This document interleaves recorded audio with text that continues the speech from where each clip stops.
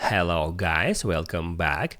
In this video I'm going to show you how you can easily disable notifications for a particular Instagram profile about their posts, stories, reels, videos and live videos.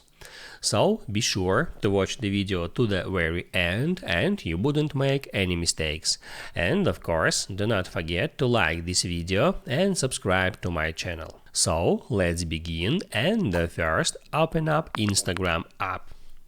Then on Instagram just open up someone's profile. I can do it in that way. So first I'm gonna open up my profile, then I'm gonna tap add following, and right from here I can open up my another Instagram profile, and then towards the top of the screen at top right corner you can find that bell icon. You can just tap on that to bring up that options, and right from here in that simple way you can enable or disable notifications from that particular user about their posts, stories, reels, videos and live videos. If that switcher is enabled, that means that you will get notifications about that type of content.